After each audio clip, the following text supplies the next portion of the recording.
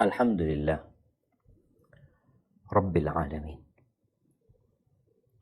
Wassalatu wassalamu ala sayyidil mursalin wa imamil muttaqin. Qaidil ghurril muhajjirin. Sayyidina wa maulana Muhammadin wa ala alihi wa ashabihi ajma'in, amma ba'd. Ahibati fillah. Sepertinya ana tidak akan panjang lebar menjelaskan tentang hal ini.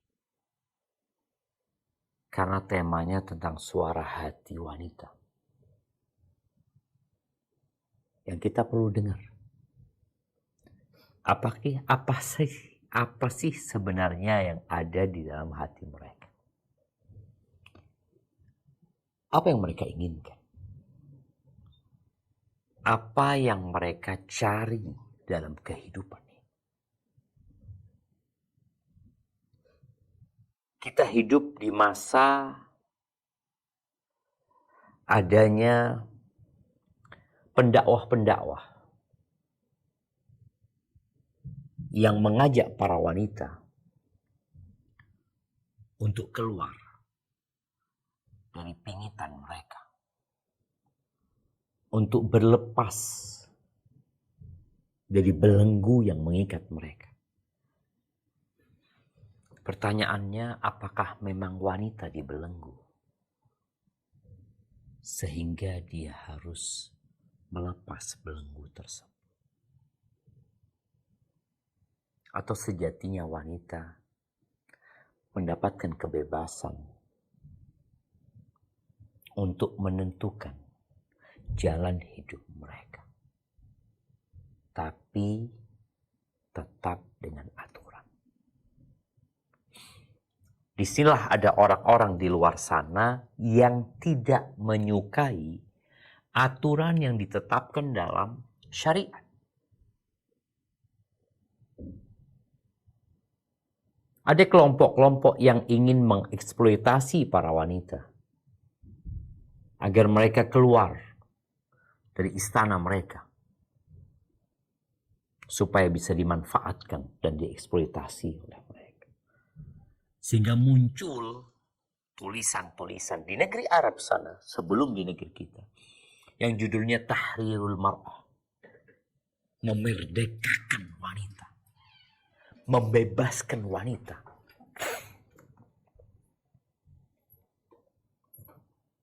Padahal sebenarnya tujuan mereka adalah memanfaatkan wanita. Ahibati fillah, iya. Yang perlu kita ketahui bersama bahwa manusia yang pertama kali Allah ciptakan adalah seorang laki-laki yang bernama Adam.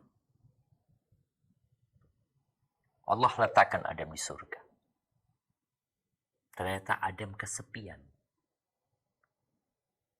Padahal dia berada di tengah-tengah segala kelezatan, kenikmatan, dan kenyamanan di surga. Ternyata laki-laki nggak bisa hidup tanpa wanita. Wa khalaqa minha zawjaha liyaskuna ilaiha. Allah ciptakan pasangannya agar condong dan merasakan damai serta bahagia dengan ketentraman dan kedamaian dia kepada istrinya. Kisah awal ini harus senantiasa kita ingat bahwa ternyata wanita hadir. Allah ciptakan untuk bersama-sama mengabdi kepada Allah Azza wa Jal. Dan laki-laki gak bisa sendirian. Dia butuh pendamping. Dan subhanallah, ketika tugas laki-laki dan wanita sama-sama mengabdi kepada Allah, namun ternyata mereka saling melengkapi. Wanita pun gak bisa hidup ketika dia sendirian. Dia membutuhkan pelindung. Sehingga kalau kita lihat di masa sekarang ini, di mana ada usaha agar wanita-wanita tidak menikah, ya cukup dia mencari pasangan sesama wanita. Dan ada usaha laki-laki juga seperti itu. Ketahuilah hidup ini gak lama. Mana yang lebih utama, laki-laki atau wanita? Apa kata Allah di surat Al-Hujurat ayat 13? Kita akan baca ayat ini. Tafadhol.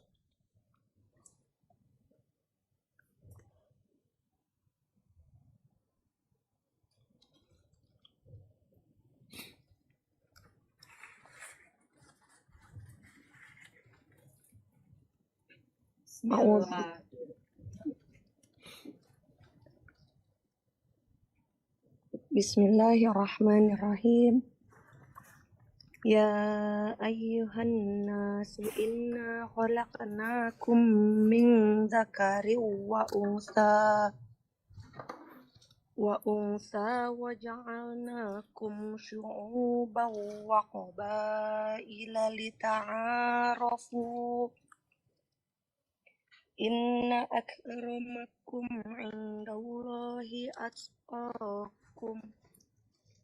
Innallaha alimun khabir. Artinya, hai manusia, sesungguhnya kami menciptakan kamu dari seorang laki-laki dan seorang perempuan, dan menjadikan kamu berbangsa-bangsa dan bersuku-suku supaya kamu saling kenal mengenal. Sesungguhnya, orang yang paling mulia di antara kamu di sisi Allah ialah orang yang paling bertakwa di antara kamu. Sesungguhnya Allah Maha Mengetahui lagi Maha Mengenal. Allahu Akbar. 280 juta manusia di Indonesia. 8 miliar manusia di muka bumi ini itu dari Adam dan Hawa. Min dzakarin wa untha. Kalau dari Adam saja nggak bisa. Dari Hawa saja nggak bisa. Dari laki-laki dan wanita. Kita bersuku-suku. Nah, ada yang suku Jawa sama suku Madura. Ada yang Arab dan ada yang Cina. Pertanyaannya, mbahnya mereka beda apa enggak? Enggak, sama. Yang laki sama perempuan sama. Dari Adam dan Hawa. Perbedaan itu hanya identitas untuk mengenalkan diri. Saya orang Jawa. Saya orang Banjar. Saya orang Arab. Saya orang Cina. Subhanallah. Islam gak kenal dengan rasis. Itu hanya sebagai alat pengenal. Yang paling mulia di antara kalian siapa? Yang laki-laki atau yang wanita? Yang paling bertakwa kepada Allah Azza wa Jalla. Karena kita tidak bisa memilih gender kita. Oh, enak ya jadi orang laki. Bebas. Apanya bebas? Nggak ada aturan buat orang laki. Dunia ini penjara buat orang beriman. Selama engkau beriman, engkau mau laki atau perempuan, dunia ini penjara. Banyak aturan. Karena memang kita bukan pemilik. Ketika engkau berada di sebuah hotel, engkau memang bayar hotel tersebut. Apakah kemudian engkau bisa bebas melakukan apa saja di kamar hotel yang engkau sudah bayar? Tidak. Harus ikut aturan. Yang paling mulia adalah yang paling bertakwa kepada Allah Azza wa Jalla. Maka bicara suara hati wanita. Apa sih yang dicari oleh para wanita? Apa? Coba setiap wanita merenungkan kehidupan ini. Karena tatkala dia tidak tahu dengan tujuan hidup dia, kenapa dia diadakan, maka suara hatinya menjadi suara nafsu dan syahwatnya yang dibalut dengan bisikan-bisikan setan. Yang akhirnya dia nggak tahu, aku ini kenapa diciptakan. Apakah untuk memuaskan nafsu laki-laki berhidung belang? Apakah tugasku untuk mencari uang dan mencari harta, mengejar karir, untuk mendapatkan pengakuan dari manusia? Di surat An-Nahl, ayat 97, Allah Azza wa Jalla menyebutkan tentang yang dicari oleh manusia. Yang banyak manusia salah jalan. Sehingga dia tidak pernah mendapatkan apa yang dia inginkan. Dan suara hatinya pun kadangkala nggak ke sana. Coba kita baca.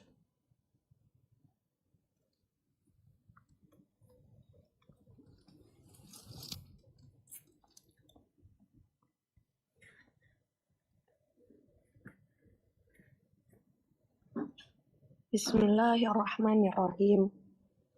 Man amila sholihan min dzakarin aw unsa wa huwa mu'minun falanuhyiyannahu falanuhyi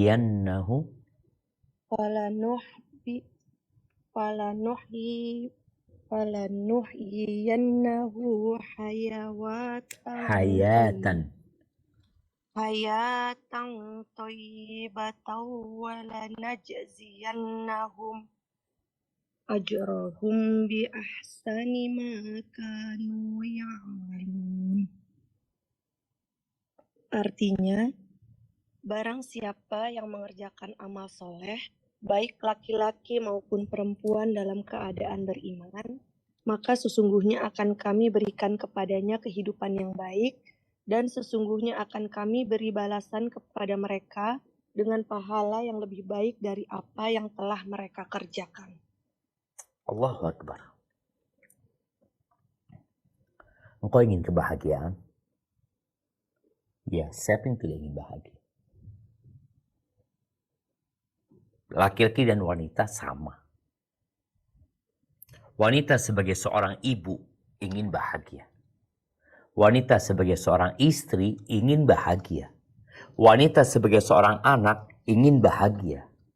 Wanita sebagai seorang janda, dia ingin bahagia. Wanita sebagai seorang kakak, sebagai seorang adik, sebagai seorang bibi. Apapun status sosial dia ingin bahagia. Dia ingin menikmati hidup yang sebentar ini. Dan dia ingin bahagia bukan hanya di sini. Ternyata syaratnya ya nggak repot sih.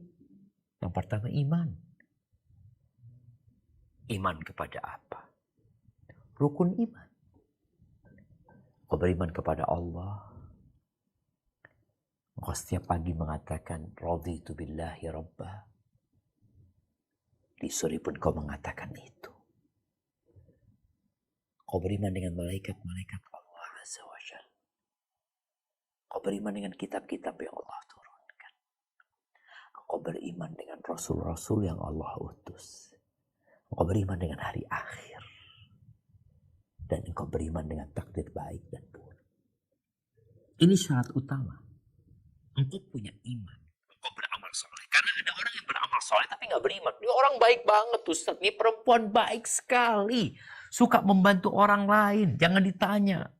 Berapa banyak yang sudah dia gelontorkan untuk membantu orang-orang miskin. Nah. Tapi dia harus beriman. Maka Allah akan berikan penghidupan yang baik. Bahagia tuh wanita. Mau jadi istri, mau jadi janda, mau jadi menantu, mau jadi mertua. Dan kalau Allah akan berikan balasan yang lebih baik dari apa yang mereka kerjakan. Taib, ahibati fillah, kita tahu semua laki-laki dan wanita nggak sama. Mereka diciptakan untuk saling melengkapi. Tapi terkadang ada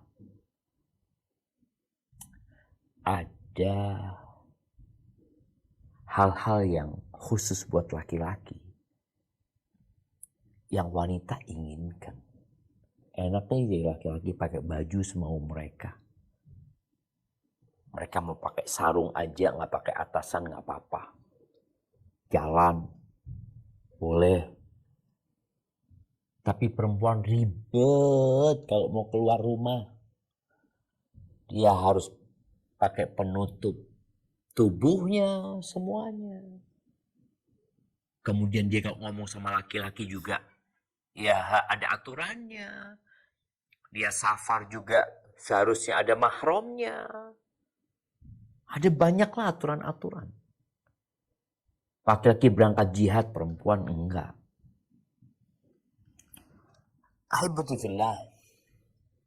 Ada hal-hal yang kita tidak bisa memilih dalam kehidupan ini. Ana lahir sebagai seorang laki-laki. Ana punya kakak lahir sebagai seorang perempuan. Ana punya adik, dua-duanya perempuan. Orang tua Ana juga nggak bisa milih. Terus, apa yang harus dilakukan? Menerima takdir Allah Azza wa Jalla. Dan terus berlomba-lomba dalam hal yang bisa kita perlombakan bersama. Allah berfirman di surat An-Nisa ayat 32. Menjelaskan bahwa setiap orang itu jangan membandingkan dirinya sama orang lain. Sehingga dia jadi hasud dan iri. Bagaimana anak buah yang iri sama atasannya? Kenapa ya? Bosku kok dikasih kaya, aku dikasih miskin. Kenapa ya? Dia cantik, aku nggak cantik.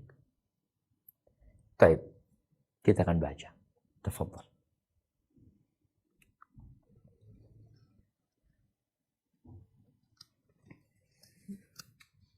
Bismillahirrahmanirrahim.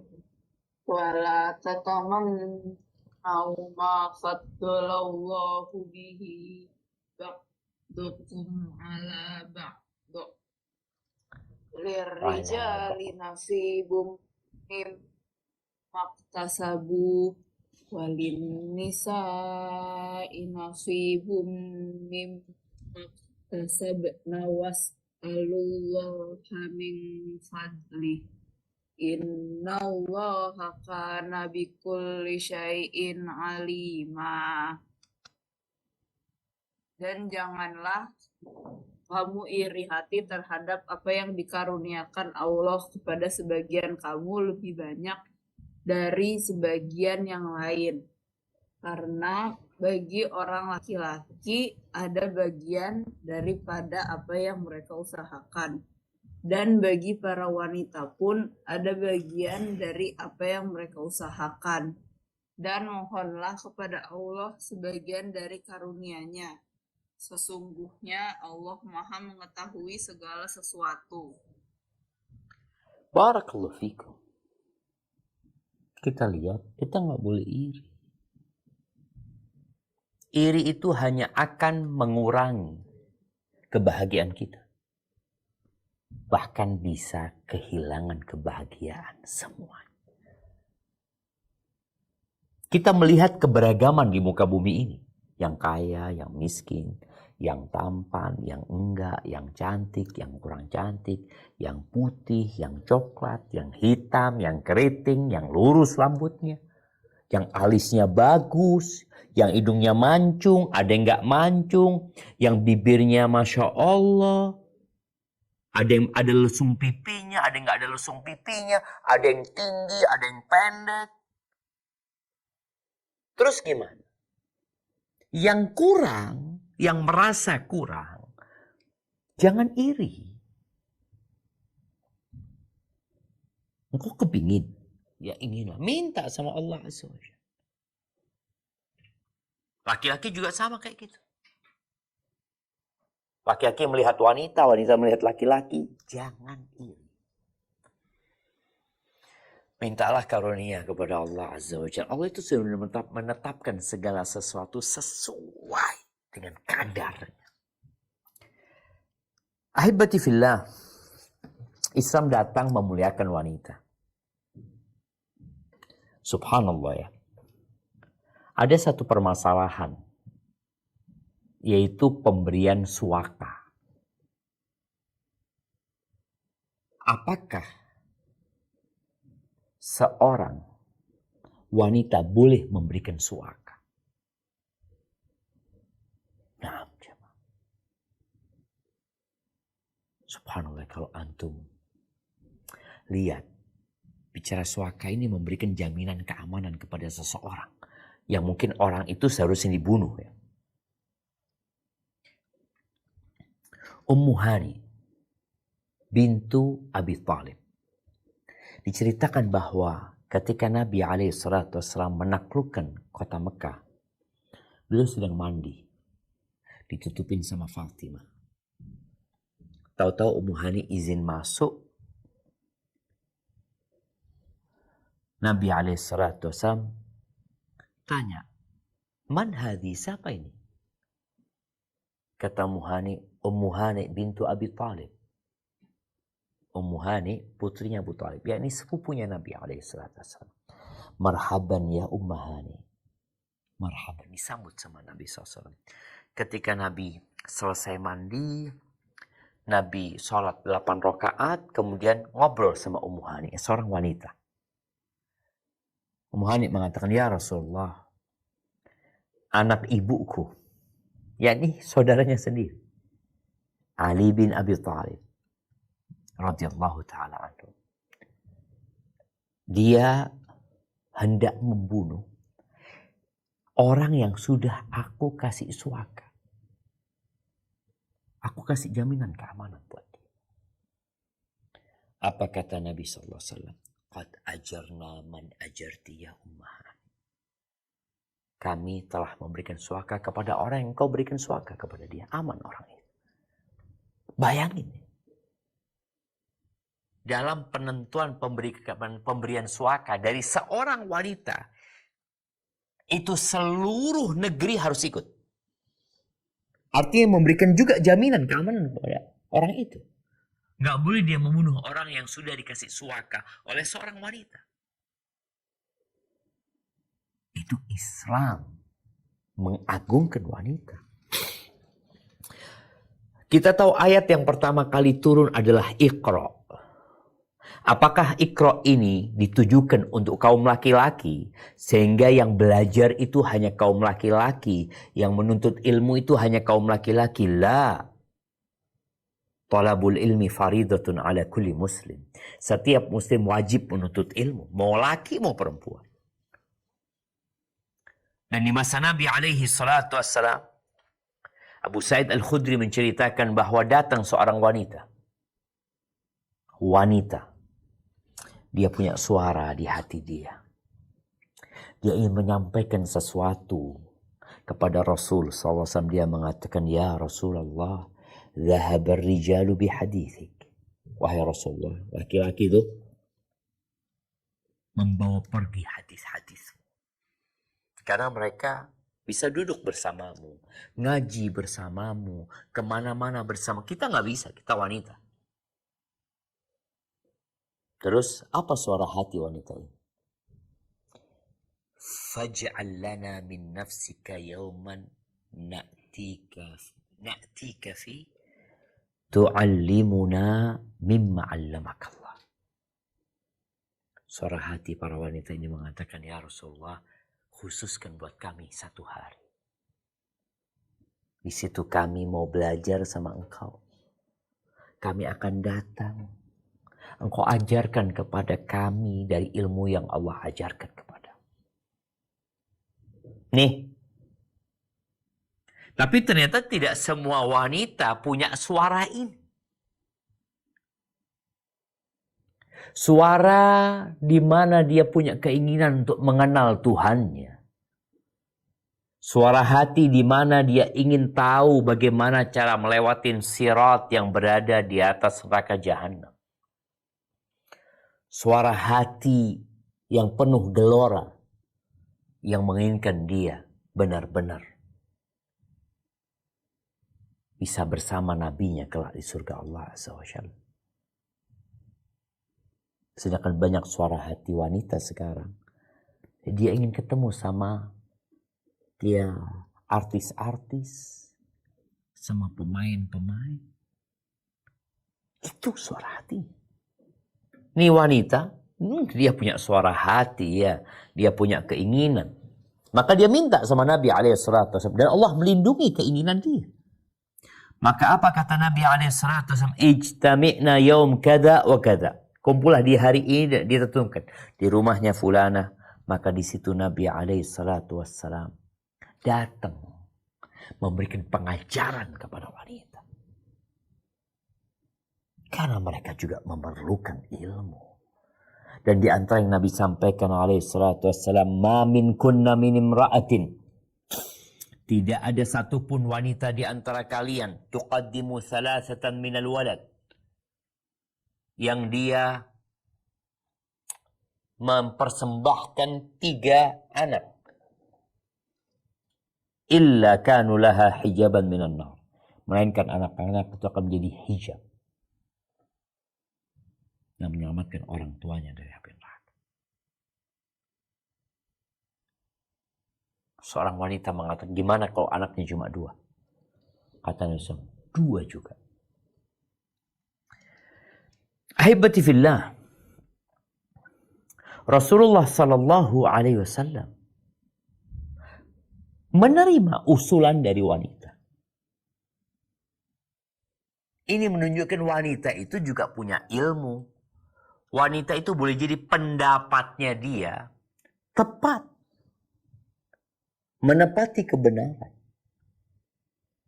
Ada hadis yang berbunyi, syawiruhunna wa khalifuhunna.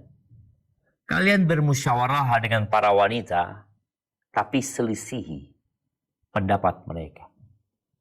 Dan hadis ini tidak sahih. Ketika kejadian Hudaybiyah, Rasulullah SAW memerintahkan kepada para sahabat untuk menyembelih hewan kurban mereka, kemudian bertahallul. Satu pun gak ada yang bergerak. 1.400 orang itu semua diam, mereka syok. Nabi masuk ke tendanya, alaihi salatu wassalam. Di situ beliau berjumpa dengan Ummu Salamah, istrinya. Lalu Ummu Salamah memberikan ide kepada Nabi SAW. Engkau ingin mereka melakukan itu ya Rasulullah? Iya, kata Nabi SAW. Keluarlah engkau ya Rasulullah. Gak usah ngomong dengan satu pun dari mereka. Engkau sembelih kurbanmu. Kemudian engkau panggil tukang cukur. Sudah. Itu Nabi keluar dari tendanya. Menjalankan usulan istrinya. Dilihat sama orang-orang. Kemudian Nabi memotong kurbannya, Nabi potong rambutnya. Akhirnya orang-orang itu semua mengikuti Nabi alaihissalatu wassalam. Ahibati fillah. Kita sering mendengar bahwa wanita itu menunggu. Menunggu lelaki yang melamarnya. Wanita itu nggak punya pilihan untuk menetapkan siapa pasangan hidup dia. Kata siapa? Dalam agama kita nggak boleh orang tua memaksa anaknya, anak perempuannya, menikahi seorang laki-laki yang dia tidak sukai. Nggak boleh. Walaupun nanti tetap yang menikahkan adalah walinya. Nggak bisa perempuan dalam Islam menikahkan dirinya, ketemu dengan laki-laki di jalan, ketemu di kampus, ketemu di tempat kerja, lalu di ruangan tertutup. Dia ngobrol sama orang itu, engkau mau nikah sama aku? Iya, aku terima pernikahan. Nggak boleh. Loh kenapa Ustaz? Kau laki-laki kok boleh dia menikah tanpa wali? Nggak boleh. Karena Allah sayang sama engkau para wanita. Engkau mudah digoda dengan ucapan-ucapan yang manis. Dengan rayuan-rayuan gombal. Oleh buaya-buaya darat. oleh serigala-serigala berbulu domba, maka yang menikahkan engkau wali. Tapi wali nggak boleh maksa engkau. Engkau punya usulan. Enggak, aku nggak mau sama dia. Kata Nabi alaihi salatu wassalam, Al-aymu ahaqqu binafsiha min waliha. Seorang janda itu lebih berhak dengan dirinya daripada walinya. Artinya janda tuh bisa milih, aku mau nikah sama fulan. Ngomong sama orang tuanya, aku mau sama fulan. Maka di sini para orang tua harus sadar ketika dia punya anak janda dan anak janda itu minta dinikahkan dengan fulan dan kau sudah memberikan penjelasan tentang fulan, ya nikahkan. Itu janda. Bagaimana dengan gadis? Boleh dipaksa? Enggak juga. Cuma bedanya, wal bikru tusta'dzan fi nafsiha wa idnuha sumatuha. Dan seorang gadis itu diminta izinnya. Engkau bapak nikahkan ya sama fulan. Karena pernikahan itu nggak harus hadir tuh anak perempuan. Yang hadir harus ya menantunya yang mau dinikahkan. Terus bagaimana gadis diminta izinnya dengan dia diam? Diamnya seorang wanita, gadis ketika ditanya tentang maukah dia menikah dengan fulan, itu sebagai bentuk izin dari dia. Soalnya kalau dia nggak mau, dia akan ngomong di sini. Bukan cuma suara hati, lisannya pun berbicara mengatakan enggak, aku nggak mau. Iya, jangan. Oh, anak durhaka, nggak nurut sama orang tuanya. Yang mau nikah siapa? Yang mau menjalin kehidupan siapa? Dia kan.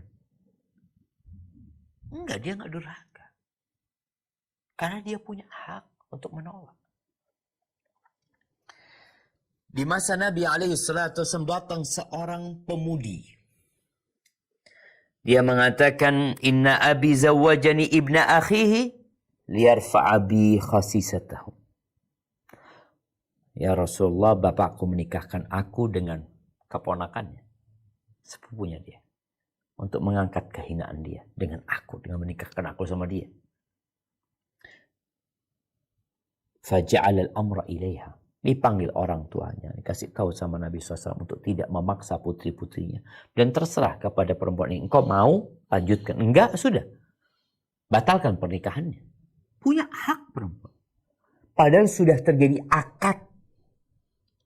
Tetap dia punya hak untuk membatalkan pernikahan itu. Ketika dia nggak mau. Ahibati fillah, wanita juga punya hak cerai. Tapi dia bukan menceraikan dirinya. Dia boleh mengatakan, aku nggak mau sama fulan. Aku nggak bisa hidup sama fulan. Tapi ada alasannya. Tapi kalau dia memutuskan untuk gugat cerai, untuk khulu suaminya, sedangkan tidak ada alasan yang sesuai syariat, bahaya buat dia. Di sini, wanita boleh melepas dirinya dari genggaman suaminya dengan khulu, tapi ada aturannya. Supaya perempuan-perempuan ini sekali lagi tidak dimanfaatkan oleh iblis atau oleh tadi laki-laki ya yang menginginkan perempuan ini lalu digodain agar dia gugat cerai sama suaminya. Nggak boleh. Harus ada alasannya. Tapi dia punya hak. Ahibati fillah. Berkaitan dengan hartanya. Apakah seorang wanita harus membelanjakan hartanya itu dengan izin walinya? Dengan izin suaminya? Jumhur ulama berpendapat enggak. Harta-harta dia dihormatin. Hartanya suami, hartanya istri. Seorang istri yang maharnya belum lengkap dari suaminya, dia mau halalkan, dia halalkan. Wanita, dia yang menentukan maharnya berapa, dia minta maharnya. Mungkin dia mau musyawarah sama orang tuanya. Tapi intinya, wanita punya hak. Namun kalau dia musyawarah sama walinya, dia musyawarah sama suaminya, itu menjadi bentuk adab yang mulia dari dia. Karena terus terang, barang-barang di pasar yang banyak dipersiapkan oleh pabrik-pabrik, itu tujuannya wanita. Karena memang kadang-kala wanita ini lebih menggunakan perasaannya daripada akalnya. Maka baguslah kalau perempuan itu musyawarah ketika dia hendak membeli sesuatu. Tapi kalau dia hendak bersedekah, membantu orang lain, silahkan. Kemudian yang terakhir, wanita itu boleh nggak bekerja? Ya, Islam memuliakan wanita sebagai seorang ibu, di mana anak-anaknya wajib berbakti sama ibunya. Di mana kalau ibunya nggak mampu, anak-anak hendaklah memberikan nafkah kepada ibunya. Sebagai seorang istri, ya, wanita punya hak nafkah, sandang, pangan, papan. Laki-laki harus bekerja. Dan kau kalau mau menikah, kau harus punya kemampuan untuk memberikan nafkah kepada istri. Tapi perempuan boleh nggak bekerja? Hukum asalnya, lebih baik wanita itu di rumah.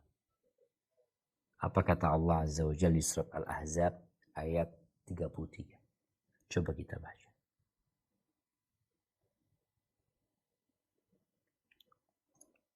A'udzu billahi minasyaitonir rajim. Wa qurna fi buyutikunna wa la tabarrajna tabarrujal jahiliyatil ula. Coba baca dari pertama. Dari awal. Wa qarna fi buyutikunna wa la tabarrajna tabarrujal jahiliyatil ula. Wa aqimnas sholata wa atinaz zakata wa ati'anallaha wa rasulah. Innama yuridullahu liyudhiba ankumur rijsa ahlal baiti wa yutahhirakum tathira. Dan hendaklah kamu tetap di rumahmu dan janganlah kamu berhias dan bertingkah laku seperti orang-orang jahiliyah yang dahulu. Dan dirikanlah sholat, tunaikanlah zakat, dan taatilah Allah dan Rasul-Nya. Sesungguhnya Allah bermaksud hendak menghilangkan dosa dari kamu, hai ahlul bait, dan membersihkan kamu sebersih-bersihnya. Barakallahu fiik. Perempuan itu lebih diutamakan di rumah. Kita udah pernah bahas hal itu. Tapi kalau dia harus keluar, ya silahkan. Namun jangan tabarruj seperti orang jahiliyah. Kenapa? Kembali kita ini di penjara. Kita punya aturan yang harus kita ikuti. Kita disuruh taat sama Allah dan Rasul. Ya, di surat Al-Qasas ayat 23 ada cerita tentang dua wanita yang keluar rumahnya bekerja. Bekerja dua wanita ini. Tapi dia bekerja bukan karena itu suara hati wanita. Bukan. Kita ini jemaah, kadang-kala karena melihat fulana, perempuan-perempuan yang menjadi public figure, yang kita beranggapan mereka adalah sosok wanita yang hebat, mereka adalah sosok wanita yang pemberani, mereka adalah sosok wanita yang sukses, kemudian muncul suara hati ingin seperti mereka. Apakah benar mereka adalah wanita-wanita yang layak untuk dijadikan contoh? Atau engkau salah? Dua perempuan ini yang memberi minum domba-domba mereka. Dia cerita, kami ini gak bisa ngasih minum kecuali laki-laki udah pergi semuanya. Dia menjaga kehormatan dirinya. Dan kami melakukan ini bukan karena ambisi kami, tapi karena bapak kami sudah tua. Ada alasan. Barakallahu fiik. Rasa itu cukup sebagai mukaddimah. Kita akan mendengar suara hati para wanita. Tafadhali. Jazakallah khair wa barakallahu fiik Ustaz. Masya Allah memang banyak juga pertanyaan yang masuk Ustaz eh, ke panitia gitu Ustaz. Saya buka dengan pertanyaan pertama Ustaz. Tafadhali. Assalamualaikum warahmatullahi wabarakatuh Ustaz. Saya sudah berumur 32 tahun dan sampai saat ini saya belum berhasil menjalin hubungan sampai ke jenjang pernikahan. Mulai dari waktu dulu dengan model pacaran hingga akhirnya saya hijrah dan ta'aruf selalu gagal. Saya merasa tidak paham bagaimana berkomunikasi dengan pria. Apakah karena saya dari kecil tidak pernah bertemu ayah? Saya bingung, terlalu terbuka salah, tapi kalau tidak banyak cerita juga disalahin. Calon saya selalu bilang mereka tidak bisa mengerti saya. Tolong bantu Ustadz, saya lama-lama jadi makin takut untuk memulai hubungan baru, khawatir gagal dan kecewa lagi Ustadz. Barakallahu fiik. Pertanyaannya, kenapa engkau nikah? Apa sebenarnya tujuanmu menjalin hubungan itu? Kenapa ini penting? Innamal a'malu binniyat wa innama likulli imri'in ma nawa. Amalan itu tergantung niat. Dan orang akan mendapatkan apa yang dia niatkan. Maka hendaklah mulai saat ini engkau perbaiki niatmu untuk menikah. Itu yang pertama. Berapa banyak niat yang besar yang kemudian Allah berikan kemudahan, padahal dia cuma niat. Engkau niat menjalin rumah tangga umpamanya, aku ingin menuju kepada Allah Azza wa Jalla. Aku ingin punya anak-anak yang soleh dan soleha. Aku ingin berjuang bersama suami. Ketika niat itu sudah engkau tetapkan, maka yang kedua, engkau akan tetapkan siapa yang dapat bersamamu mewujudkan niat itu. Engkau nggak salah pilih laki-laki. Yang ketiga, dengan umur yang sudah di atas 30, maka engkau juga harus tahu kriteria laki-laki yang mungkin mau menerimamu. Taib sudah tahu diri. Tapi caranya gimana? Apakah caranya dengan dia menjalin hubungan, mencari laki-laki? Bukan. Boleh jadi ketika engkau tahu ada laki-laki yang soleh. Tadi dikatakan engkau nggak punya ayah sejak kecil. Engkau boleh ngomong dengan kawanmu yang sudah bersuami agar dia menyampaikan kepada suaminya bahwa engkau siap untuk menjadi istrinya fulan. Dan disinilah kawanmu yang perempuan ngomong sama suaminya. Dan dia nanti ngobrol sama laki-laki tersebut. Boleh menawarkan diri? Boleh. Bagaimana Umar bin Khattab menawarkan putrinya. Ayo siapa yang mau menikah sama putriku? Tawarkan ke Utsman. Tawarkan ke Abu Bakar. Tawarkan. Radhiyallahu ta'ala anhu. Maka di sini hendaklah engkau juga mempersiapkan diri, memperbaiki diri. Engkau punya kekurangan. Carilah laki-laki yang dapat melengkapi kekurangan. Dan Rasul SAW menyebutkan kriterianya, akhlaknya, dan agamanya engkau ridhoi. Dan doa. Terus berdoa. Syuaib ya. Tadi cerita Nabi Musa. Bagaimana dia punya 2 putri gak nikah-nikah. Allah kirimkan Nabi Musa dari Mesir menuju ke Madian untuk menjadi suami putri. Nggak pernah nih bapaknya nunggu orang dari Mesir datang. Tapi Allah kirimkan. Maka hendaklah kita percaya Allah ala kulli syai'in qadir. Dan jangan bergantung dengan manusia. Aku sudah minta tolong sama fulan. Aku sudah ngomong sama fulan. Udah semua yang Ustadz sampaikan sudah aku jalankan.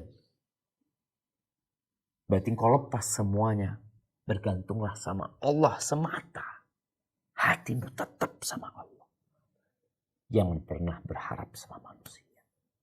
Hadza wallahu a'lam bissawab. Barakallahu fikum Ustaz. Pertanyaan berikutnya. Assalamualaikum. Ana izin bertanya, apakah wanita boleh ikut tenaga kesehatan yang mendampingi jamaah haji, misal di kloter atau bertugas di klinik Arab Saudi selama musim haji? Ana ingin mendaftar tapi takut jika menjadi dosa terkait bepergian jauh dan lama tanpa mahram. Nah, barakallahu fiik. Yang pertama, apabila engkau seorang istri, maka jangan lama-lama meninggalkan suamimu. Dan apabila engkau belum menikah dan engkau berpikir untuk bekerja, maka bekerjalah yang tidak menyelisihi syariat. Engkau ingin menjadi tenaga kesehatan. Apa tujuanmu? Kalau tujuanmu ingin melaksanakan ibadah haji, ini sebuah tujuan yang mulia. Ini tujuan yang mulia. Tujuan yang agung sekali. Tapi, karena engkau harus berangkat tanpa mahram, maka sepertinya lebih baik tidak. Namun memang ada sebagian ulama yang membolehkan berhaji tanpa mahram bagi orang yang sudah mampu dengan syarat adanya teman-teman yang dapat mendampingi dia dan melindungi dia. Karena mahram itu tujuan utama adalah mendampingi dan melindungi wanita.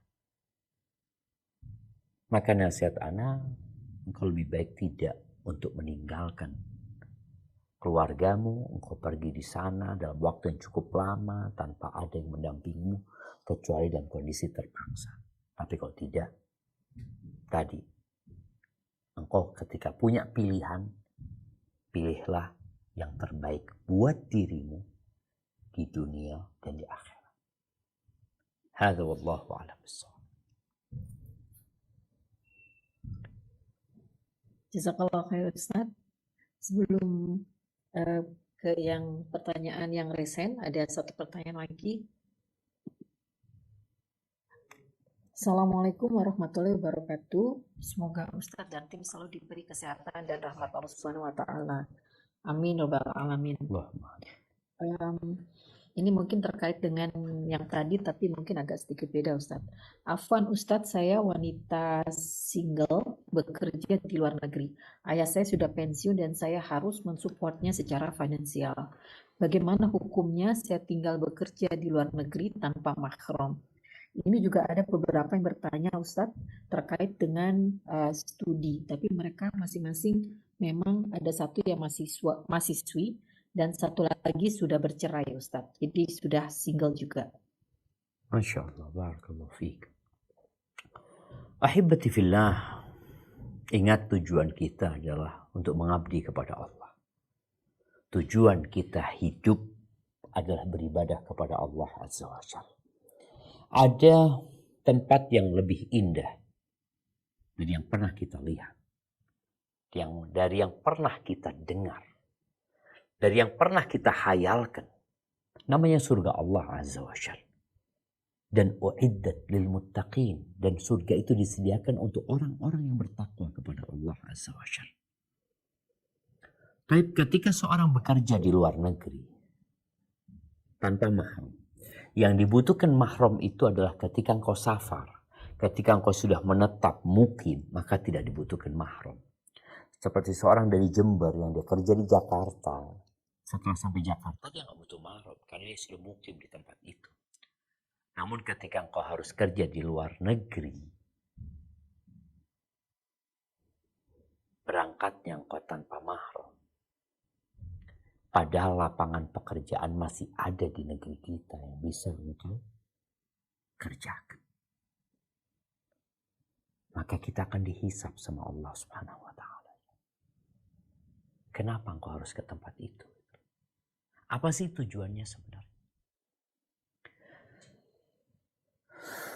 Kita sedih ya, ketika banyak TKW yang dikirimkan ke luar negeri. Seakan-akan negeri kita tidak mampu untuk membukakan lapangan pekerjaan buat mereka.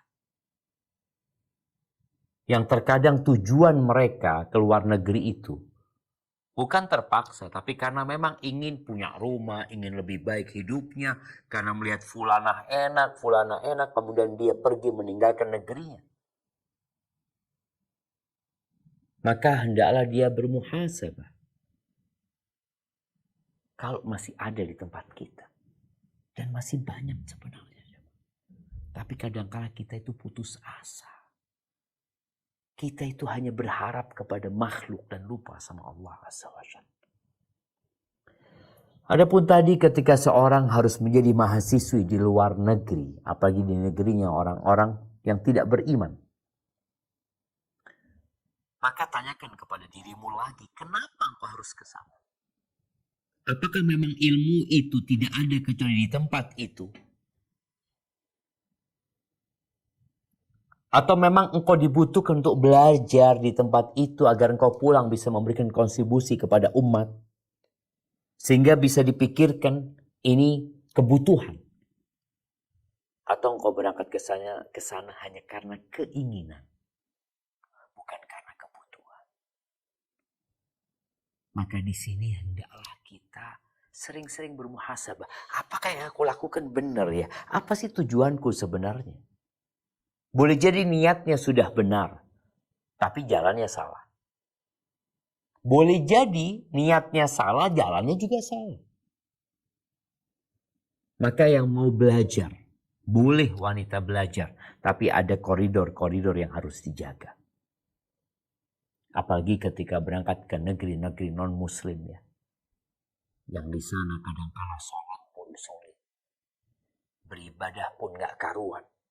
Syiar-syiar Islam tidak tampak. Maka ini akan membahayakan keimanan mereka. Maka jangan heran kalau kita membaca atau mendengar fatwa sebagian ulama yang mengharamkan hal tersebut.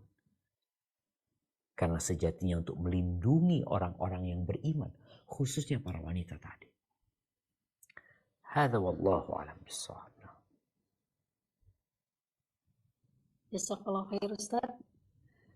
Untuk berikutnya kita akan buka untuk yang resen Tafattuli Okti Putri. Afwan, satu pertanyaan dan sebisa mungkin sesuai dengan tema. Jazakillah khair Uti. Assalamualaikum warahmatullahi wabarakatuh. Assalamualaikum ilaikum Ustadz. Semoga Allah selalu menjaga dan merahmati Ustadz setelah seluruh peserta kajian Zoom dan online pada siang hari ini. Afwan Ustadz, Ana ada pengalaman yang sedikit kurang menyenangkan ketika mengikuti kajian offline dan online. Di kajian offline itu pertanyaan dikumpulkan sebelum Ustadz selesai menjelaskan semua materi. Dan qadarullah materi yang Ana tanyakan itu sudah dijelaskan oleh si Ustadz setelah pertanyaan dikumpulkan. Dan ketika pertanyaan Ana dibacakan, si Ustadz langsung menghukumi Ana, oh ini ngantuk ini, oh ini tidak menyimak ya kajian saya. Begitulah kira-kira nada si Ustadz. Yang kedua, kajian online Ustadz, Ana bermaksud menanyakan kasus sahabat Ana. Tetapi ketika di kajian itu, Ana mengatakan kepada si Ustadz pertanyaan yang sama. Yang pertama sudah Ana tanyakan ke Ustadz yang lain. Qadarullah mungkin waktunya tidak cukup, jadi ada pertanyaan yang belum terjawab. Dan mungkin ada kesalahpahaman, Ana dianggap tidak beradab gitu Ustadz, seperti tidak beradab karena seolah-olah Ana melakukan ta'anut dan tahakum gitu Ustadz, padahal tujuan Ana tidak seperti itu Ustadz. Ana hanya menanyakan pertanyaan yang belum sempat ditanyakan supaya Ustadz juga tidak mengulangi lagi jawaban dari pertanyaan yang sebelumnya gitu Ustadz. Yang ketiga, pengalaman buruk Ana ketika Ana diskusi dengan para umahat juga, beliau mengatakan, oh jangan lagi mengikuti kajian tematik. Kita ini udah harus membahas kajian kitab. Ana sudah khatam Riyadhus Shalihin katanya Ustaz. Lah, Ustaz, inti dari pertanyaan Ana, kenapa orang yang sudah banyak ngaji susah untuk tawadu Ustaz? Ana jujur, Ana takut ketika Ana diberi ilmu yang banyak, Ana susah untuk tawadu gitu Ustaz. Dan kenapa guru-guru seolah-olah hanya murid yang dituntut untuk punya adab terhadap guru, bukankah guru terhadap murid juga punya adab gitu Ustaz? Terakhir Ustaz, apa tanggapan Ustaz ketika ada Afwan, Ustaz yang memuji Ustaz? Oh ya, Afwan, kayaknya udah cukup ya. ya, jazakillah khair Ustaz. Jazakallah. Naam, barakallahu fiik. Iya. Yang pertama, kita itu tidak bisa mengontrol orang. Tapi kita bisa mengontrol hati kita sendiri. Ketika Ustadz menyampaikan, boleh jadi yang mengajukan pertanyaan ini ngantuk. Padahal tadi udah dijelasin. Maka ya udah. Anti terima. Jangan merasa cuma anti yang dituju. Karena Ustadz melihat, Ustadz juga mungkin nggak dikasih tahu bahwasanya pertanyaannya dikumpulkan sebelum kajian selesai. Orang-orang sudah mengajukan pertanyaan, padahal kajiannya belum tuntas umpamanya. Dan ini juga ada tugas panitia kajian untuk menfilter mana pertanyaan, oh tadi udah dibahas sama Ustadz, sudah disampaikan sama Ustadz, sehingga tidak perlu lagi disampaikan kepada Ustadz. Jadi kita tetap husnudzon. Ustadznya nggak tahu, sehingga Ustadz mengatakan hal itu. Jadi nggak perlu dimasukkan ke hati ketika Ustadz menyampaikan seperti itu. Oh, tapi kan seharusnya Ustadznya husnudzon sama penanya Ustadz. Iya, tapi kan yang bertanya engkau. Maka jawaban ini untuk dirimu, bukan untuk Ustadz. Adapun yang kedua, berkaitan dengan mungkin kita menanyakan sesuatu yang sudah kita pernah tanyakan ke beberapa ustadz ya. Ketahuilah innamal a'malu binniyat.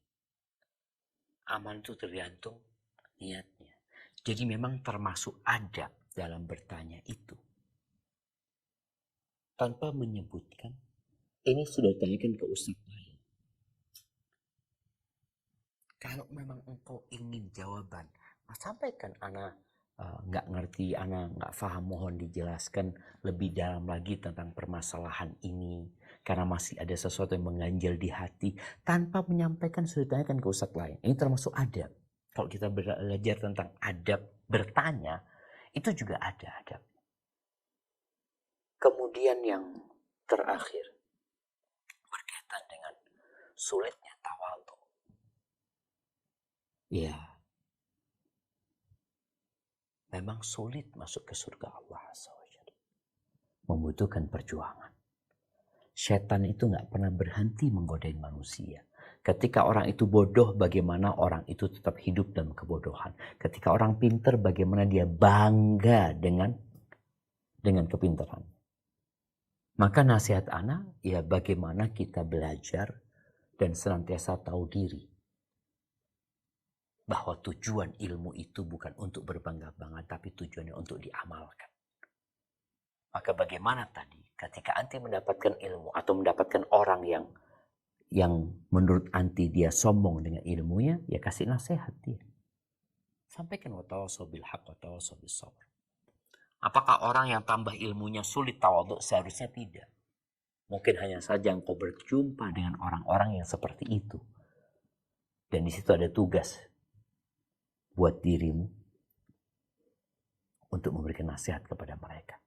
Bukan akhirnya engkau malas belajar karena takut kalau semakin banyak ilmu jadi sombong. Seharusnya semakin berilmu itu semakin tawadhu.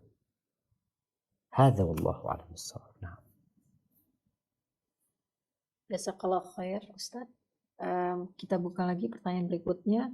Afwan Ukti, satu pertanyaan aja. Dan sebisa mungkin sesuai dengan tema, tafadholi untuk Ukti Tias. Bismillahirrahmanirrahim. Assalamualaikum warahmatullahi wabarakatuh, Ustaz. Waalaikumsalam warahmatullahi wabarakatuh. Tafadhali barakallahu Jazakallah fiik. khair ilmunya, Ustaz. Afwan izin bertanya. Ada seorang wanita yang baru mulai belajar sunnah akan menikah dengan laki-laki yang keluarganya belum mengenal sunnah. Banyak beberapa hal yang tidak sesuai, seperti akad wali perempuan itu ayahnya sendiri masih belum sholat. Lalu di proses ijab kabul, keluarganya menginginkan wanita berdampingan di sebelah laki-lakinya. Dan di acara perayaan pernikahannya ada musik.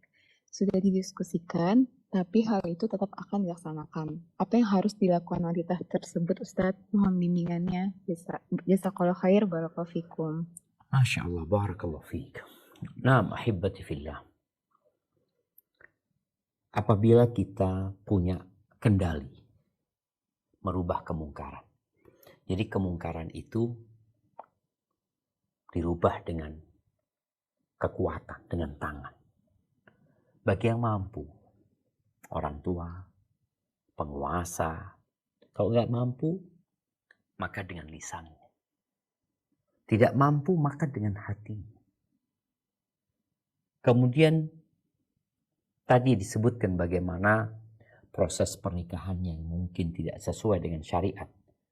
Karena ada tambahan-tambahan di sana. Kalau di situ ada 10 kemungkaran, maka berusaha engkau untuk mengurangi kemungkaran tadi. Bagaimana kemungkaran itu berkurang. Dari 10 jadi 7, walaupun nggak bisa 100% hilang. Karena memang ada budaya dan tradisi yang sudah mengakar di masyarakat. Bicara musik, oke, diganti.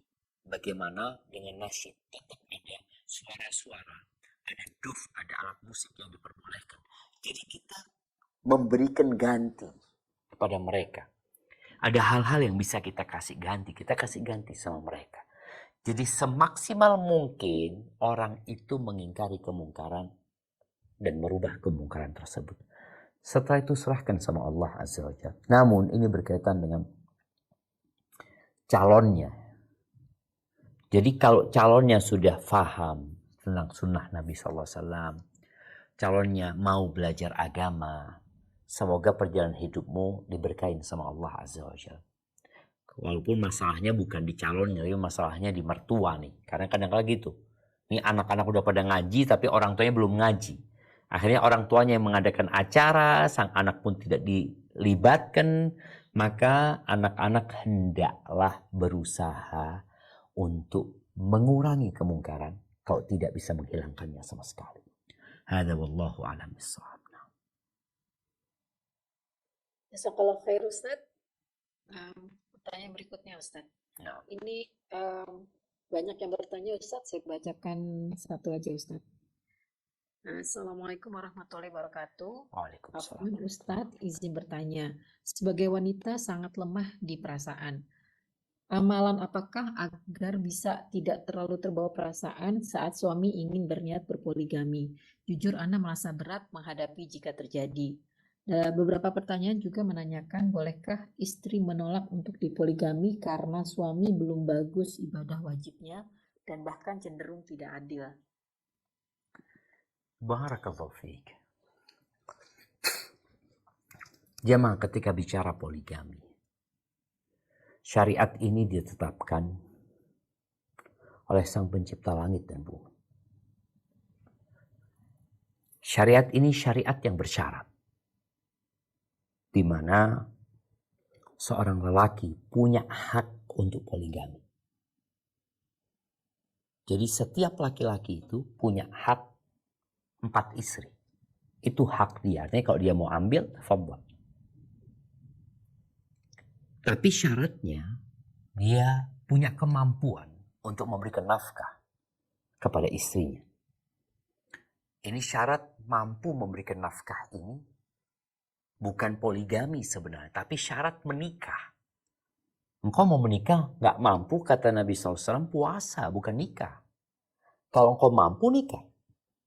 Itu kemampuan secara fisik, kemampuan untuk memberikan nafkah kepada istrinya, engkau nikah. Tapi kalau enggak, engkau puasa. Nah, ketika seorang ini sudah mampu, dia mampu memberikan nafkah kepada 2 istri, dia mampu memberikan nafkah kepada 3 atau 4 istri, oke, syarat itu terpenuhi. Yang kedua, engkau mampu berlaku adil. Kalau tidak, maka dia akan menanggung akibatnya. Yang akibatnya ini nanti, dia akan dibangkitkan pada hari kiamat dengan kondisi seperti orang yang kena stroke. Separuh badannya miring dia berjalan. Nah, kembali kepada pertanyaan sekarang. Bagaimana istri menanggapi hal itu? Ya, hampir tidak ada wanita kecuali berat untuk dipoligami. Kenapa? Itu ujian. Itu ujian. Ujiannya ujian perasaan dia. Dia ingin menguasai suaminya, hanya milik dia saja. Bahkan kadangkala dia bukan hanya cemburu kepada istri lain, kepada orang tuanya dia juga cemburu kadangkala. Maka yang harus dilakukan wanita adalah menata hati. Setiap wanita hendaklah menata hati, beriman dengan takdir Allah Azza wa Jalla. Ketika poligami itu terjadi, dan kita tahu dalam agama kita tidak harus izin sama wanita. Kenapa? Karena sulit bagi wanita untuk memberikan izin. Dia nggak ridho gitu loh. Tapi Allah membolehkan. Maka Nabi SAW ketika menikah dengan yang pertama, kedua, ketiga, keempat, kelima, keenam, ketujuh, kedelapan, kesembilan, itu nggak ada minta izin sama istri. Sahabat-sahabat juga seperti itu. Maka nasihat ana, ketika itu terjadi, maka tugasmu adalah menerima takdir Allah Azza wa Jalla. Bahagia itu dengan 3 hal. Dengan bersyukur atas nikmat yang Allah berikan. Dengan bersabar atas musibah yang menimpamu. Dan beristighfar ketika engkau berbuat dosa. Jangan berpikir kalau engkau nggak dipoligami.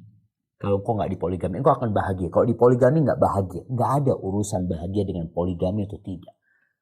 Yang dapat membuatmu bahagia hanya dirimu sendiri. Kalau tadi katakan suami umpamanya masih kurang ya. Kemudian dia hendak melakukan poligami. Dia nggak perlu izin sama istrinya. Ketika dia melakukan itu, ya tinggal engkau melihat apabila suamimu melakukan keadilan ya. Dan dia memang mampu, ya sudah engkau bersabar. Bersabar melawan nafsu. Kecemburuan wanita itu wajar, tapi jangan sampai berlebihan. Dan jangan berpikir untuk gugat cerai. Aku kan punya pilihan hidup, aku bisa hidup sendiri. Lebih baik aku menjadi janda. Karena kalau aku jadi janda, insya Allah hidupku akan bahagia. Siapa yang bilang seperti itu? Bahagia itu bukan urusannya jadi istri pertama, jadi istri kedua, jadi janda. Kembali kepada dirimu tadi. Engkau bersabar, engkau bersyukur, engkau beristighfar, engkau bahagia. Dan ketika terjadi sesuatu yang tidak diinginkan dari suamimu, maka fokus kepada kebaikan suami. Iya, suamimu punya banyak keburukan. Tapi dia juga punya kebaikan. Maka fokus dengan kebaikannya, kembali ke tujuan awal hidup ini mengabdi kepada Allah Azza wa Jal. Dan ketika Allah memberikan cobaan buat engkau, yakin engkau mampu menghadapi. Kenapa? La yukallifullahu nafsan illa wus'aha. Allah tidak membebani hambanya di luar batas kemampuan dia. Dan buat para wanita, kalau ada temannya yang dipoligami, jangan jadi setan. Kadangkala dia ini takut suaminya ikut-ikutan. Maka dia berusaha mengompori perempuan ini supaya gugat cerai. Ini setan. Yang menginginkan perceraian itu setan. Kadang-kala dia datang, ya Allah engkau dipoligami. Engkau mau? Kalau aku nggak mau aku. Aku ahsan jadi janda. Engkau udah jadi setan. Dan kau akan dihisap pada hari kiamat. Kalau akhirnya menyebabkan perempuan itu gugat cerai gara-gara engkau. Seharusnya engkau sebagai seorang saudara sesama muslimah, watawasau bil haq watawasau bis sabr. Kuatkan diri dia. Enggak, engkau mampu. Sabar. Ntar lagi hidup ini selesai. Dan orang yang sabar Allah akan kasih pahala tanpa hisab. Beda tentunya jamaah. Seorang yang dipoligami dengan seorang yang tidak dipoligami. Kesabarannya berbeda. Ujiannya berbeda. Sesuai dengan kadar kepayahan, kesulitan yang dihadapi. Seperti itu pahala yang akan didapatkan. Hadza wallahu a'lam bissawab. Jazakallah khair Ustaz. Pertanyaan berikutnya. Bismillah Ustadz, semoga Allah Subhanahu wa Ta'ala selalu melindungi dan memberi Ustadz kesehatan. Ustadz, pertanyaan Ana hanya singkat Ustadz. Bagaimana cara menegur suami? Ana coba berbagai cara, merayu baik-baik hingga lewat orang ketiga. Namun tetap suami tidak bergeming, bahkan kadang marah. Padahal ajakan Ana jelas mengajak pada ibadah yang suami juga paham. Apakah akhirnya istri harus diam dan pasif saja? Apakah nanti istri akan dihisap karena kalau hanya beribadah sendiri dan suami beribadah sendiri dan tidak mengajak suami, Ustaz? Masya Allah, barakallahu fi. Naam ahibati fillah. Jangan kecewa ketika orang yang engkau dakwain tidak mendapatkan hidayah. Kenapa? Karena memang bukan tugasmu memberikan hidayah kepada dia. Tugasmu hanya menyampaikan. Allah Azza wa Jalla mengatakan kepada nabinya, "Wa ma 'alaika illal balagh." Kewajibanmu cuma menyampaikan. Bagaimana paman Nabi SAW sendiri? Gak masuk Islam paman Nabi SAW. Padahal semua cara sudah dilakukan. Bagaimana Nabi Nuh sama istrinya. Bagaimana Nabi Lut sama istrinya. Semua sudah ditempuh. Tapi memang tugas kita hanya menyampaikan. Maka ketika engkau sudah menyampaikan, alhamdulillah. Tugasmu selesai. Engkau sudah menyampaikan. Tapi apakah kemudian engkau diam, nggak menyampaikan lagi? Engkau tunggu. Engkau cari waktu lain. Karena orang itu kalau dikasih tahu terus, yang ada marah nanti. Ya udah, engkau sudah kasih tahu hari ini. Engkau sudah sampaikan hari ini. Engkau lihat cari momentum lain. Nanti ketika momentumnya siap, engkau sampaikan lagi. Karena memang kondisi hati manusia itu berubah-ubah. Kondisi marah nggak sama dengan kondisi senang. Kondisi sedih juga nggak sama dengan kondisi ketika orang sedang dalam kesulitan. Maka lihat kondisi yang pas engkau sampaikan. Nolak, engkau tarik diri lagi. Siap, Bang, minta maaf. Sampaikan seperti itu. Nanti ada waktu lain. Engkau jangan fokus kepada satu hal itu. Satu ibadah tadi umpamanya. Orang yang malas berbuat ibadah itu ada sebabnya. Di antara sebabnya adalah banyaknya dosa. Maka mungkin kau bisa merubah metode dakwahnya dengan mengajak suami untuk memperbanyak istighfar aja. Bang, kayaknya istighfar nih bang. Aku dapat amalan bagus nih bang. Aku dapat zikir bagus nih bang. Ngomong sama suaminya. Mudah-mudahan dengan dia mengamalkan zikir itu, hatinya menjadi lembut Dan ibadah yang engkau ingin suamimu melakukan, bisa dia lakukan. Ini usaha. Tapi ingat, kewajiban kita hanya menyampaikan. Dan kalau dikatakan, apakah engkau akan dihisap? Engkau akan dihisap, engkau tidak menyampaikan. Tapi kalau engkau sudah menyampaikan secara berkala tadi, cari waktu yang tepat, tapi dia tetap nggak mau, ya insya Allah engkau sudah ada uzur. Tapi kalau engkau diam, membiarkannya, itu yang jadi masalah. Hada wallahu a'lam bishawab.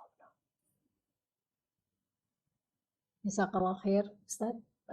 Berikutnya pertanyaan dari Resen, Afan, karena waktunya juga singkat. Afan, satu pertanyaan umum, Fatuli untuk Ummu Muhammad.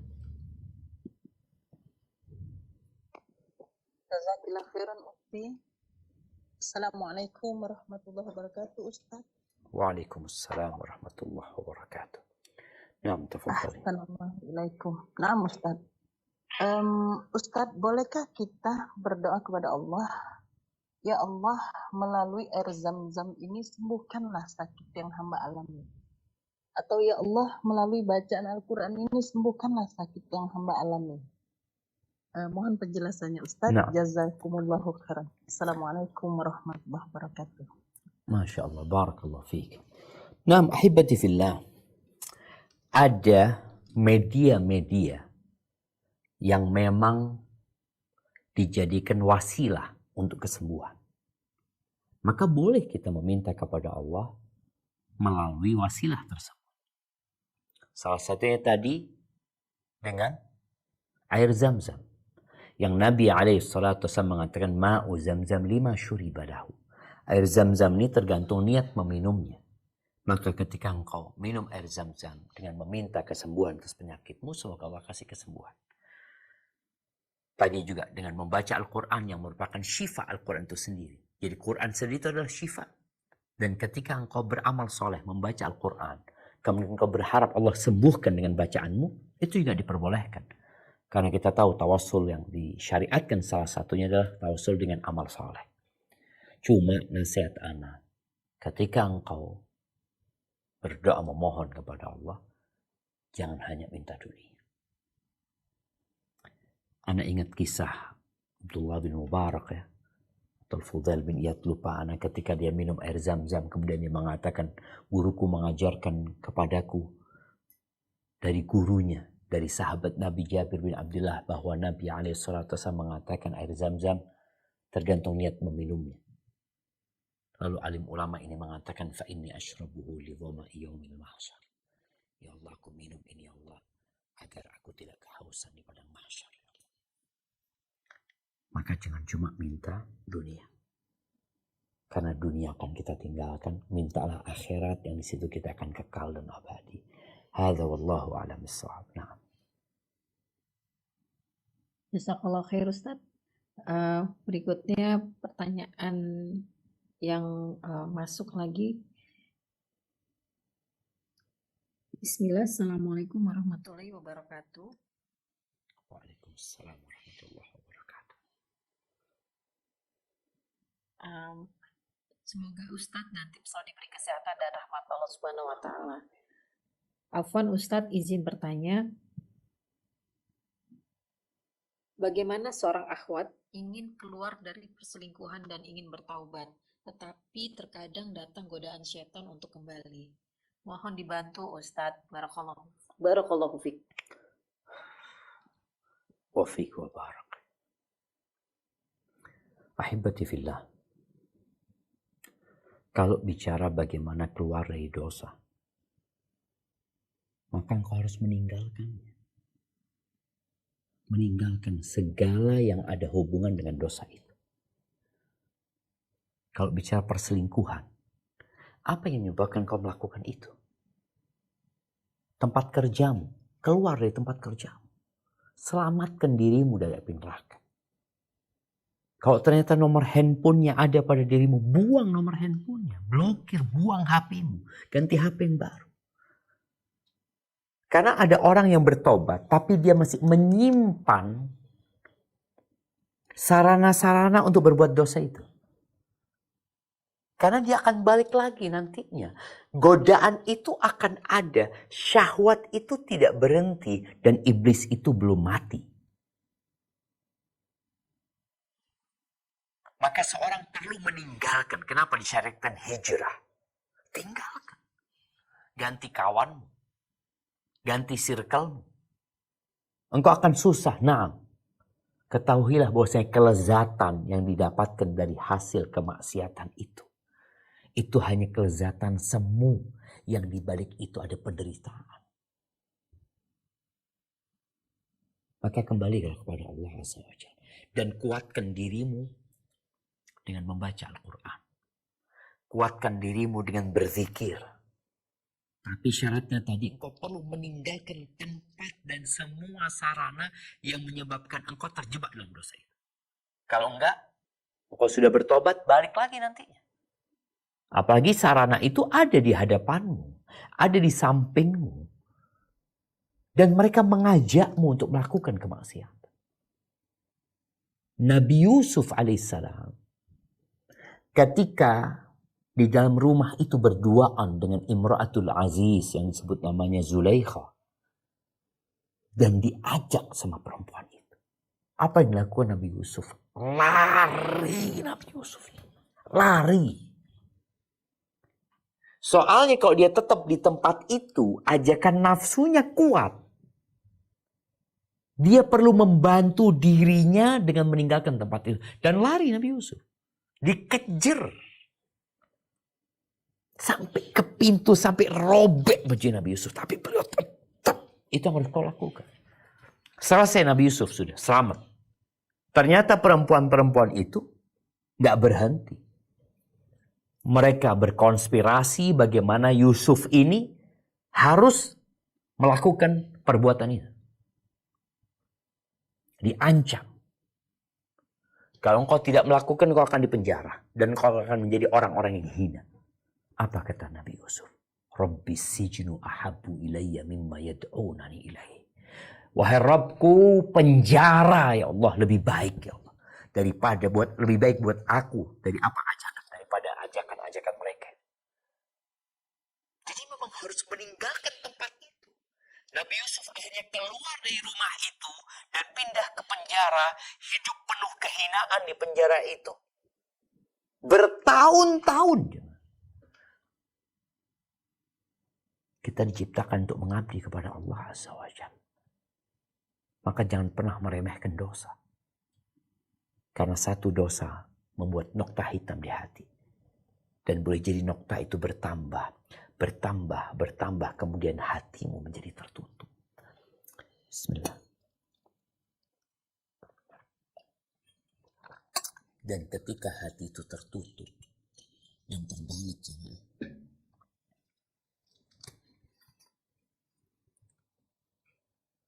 Ya. Ini kalau sudah kebalik kayak gini, engkau datangkan 50.000 liter air, gak akan masuk. Maka jangan sampai hatimu terbalik gara-gara dosa.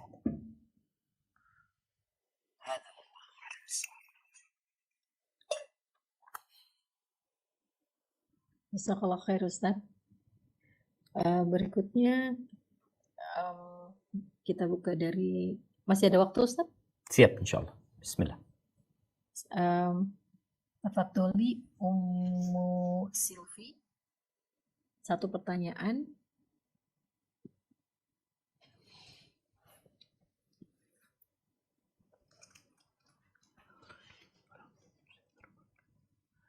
Ummu Silvi.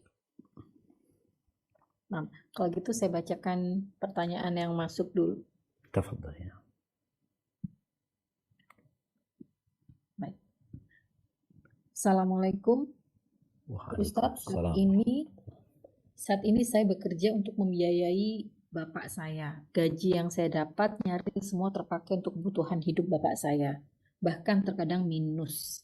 Sementara saya butuh uang gaji saya itu untuk bantu suami menabung kebutuhan keluarga saya untuk biaya haji, umroh, untuk masa pensiun, dan untuk anak-anak kami. Apakah saya berdosa kalau saya menyampaikan ke bapak saya bahwa uang gaji tersebut kurang dan saya juga membutuhkan untuk keperluan keluarga? Barakallahu fiik ya. Yang pertama berkaitan dengan haji, umrah, pensiun. Enggak, itu enggak jadi kewajibanmu sebagai seorang istri. Engkau enggak wajib berangkat haji, engkau enggak wajib berangkat umrah kalau engkau enggak mampu. Maka kalau sekarang engkau mendapati ayahmu memiliki kebutuhan yang memang mendesak untuk biaya hidup, maka lebih baik kau berikan kepada ayahmu dengan niat yang ikhlas. Karena tadi seorang anak melihat ayahnya nggak mampu, ini nggak mampu ya, dan dia punya kemampuan bantu. Kalau disebutkan tadi gajimu mungkin sebagian untuk keperluan, ingat memang kebutuhan yang mendesak, maka nggak ada masalah engkau pakai sebagiannya. Tapi kalau sekedar untuk nanti masa pensiun untuk ini itu, engkau nggak tahu kapan engkau mati. Maka semoga dengan engkau membantu ayahmu tadi, Allah berkahi rezeki. Jadi seperti itu. Jadi kecuali ada kebutuhan yang memang engkau mendesak, silahkan. Tapi kalau enggak ada masalah. Engkau bantu ayahmu, dan kita tahu tidak ada amal setelah mentauhidkan Allah Azza wa Jalla yang lebih utama daripada berbakti kepada orang tua. Allah perintahkan mentauhidkan Allah, menjauhi kesyirikan, terus berbakti kepada orang tua. Dan orang tuamu adalah surgamu atau nerakamu. Dan kau punya penghasilan, engkau punya penghasilan. Beda ketika nggak punya penghasilan, ya nggak bisa bantu orang tua, minta maaf. Tapi engkau punya penghasilan dan kau bisa membantu. Semoga itu jadi jalan menuju surga Allah Azza wa Jalla. Barakallahu fiik. Mungkin kita ke pertanyaan terakhir. Tafadhali. Baik Ustaz. Ini ada beberapa yang serupa juga Ustaz. Assalamualaikum. Izin tanya, apabila 3 minggu lalu istri di KDRT dan anak hampir kena pukul minta cerai. Karena suami waktu marah juga mengatakan bagaimana kalau kita berpisah. Dan karena musyawarah, istri tertekan, akhirnya kembali menetap di pernikahan tetapi masih ingin tetap bercerai di hatinya. Karena suami dan keluarganya memusuhi istri. Bagaimana menyikapi ini? Dan juga ada beberapa pertanyaan serupa Ustadz. Apakah dengan bahwa suami KDRT itu merupakan alasan yang cukup untuk meminta bercerai Ustadz? Masya Allah, barakallahu fiik ya. Ya kalau kita membahas hukum fikih, apakah boleh wanita gugat cerai suaminya gara-gara KDRT? Boleh. Tapi apakah itu solusi? Yang perlu ditanyakan kepada tadi penanya-penanya itu, kenapa suamimu sampai KDRT? Apa sebenarnya yang menyebabkan itu terjadi? Singa yang jahat dan kejam, buas. Itu bagaimana singa itu bisa nurut sama pelatihnya. Nurut singa itu. Kayak kucing. Padahal binatang itu binatang buas. Maka bagaimana wanita-wanita ini kok akhirnya suaminya jadi buas? Kok suaminya sampai melakukan tindakan-tindakan yang secara akal sehat gak baik itu? Kenapa dia sampai memukul? Kenapa dia sampai menendang? Tolong sebelum memutuskan untuk menggugat cerai, untuk berpisah, engkau tanyakan kepada dirimu. Boleh jadi engkau sebabnya. Oh, enggak Ustaz, memang suami anak ini temperamen, memang. Oke, suamimu punya banyak keburukan. Suamimu seperti singa yang buas tadi. Kenapa engkau enggak jadi pelatih singa? Singa yang buas, singa yang liar, bisa tunduk. Dan nurut. Lihat singa sirkus itu. Bisa nurut. Maka nasihat anak, sebelum memutuskan cerai, engkau introspeksi diri. Engkau punya kemampuan sebenarnya menundukkan suamimu. Suami butuh sama engkau. Tapi kadang-kala engkau lupa diri. Boleh jadi ada hal-hal yang seharusnya tidak engkau lakukan. Engkau lakukan. Boleh jadi suami marah, engkau ikut marah. Yang akhirnya KDRT terjadi. Kalau engkau diam, insya Allah suami akan diam. Kalau engkau datang minta maaf, semoga suamimu tunduk. Pelan-pelan lah. Jangan bermudah-mudahan menggugat cerai. Boleh jadi masalahnya di kita. Kalau masalahnya di suami, ya bismillah, engkau perbaiki. Dengan kelembutanmu, dengan kasih sayangmu, dengan pelukan dan dekapanmu, dengan penghormatanmu kepada suami, suamimu tidak lebih jahat daripada singa. Insya Allah dia bisa menjadi lebih baik lagi. Hadza wallahu alam bissawab. Itu yang dapat Ana sampaikan, kurang lebihnya mohon maaf. Semoga Allah membimbing kita untuk mengamalkan apa yang kita ketahui dan Allah menjadikan kita orang-orang yang ikhlas. Ana kembalikan ke moderator. Jazakillah khair.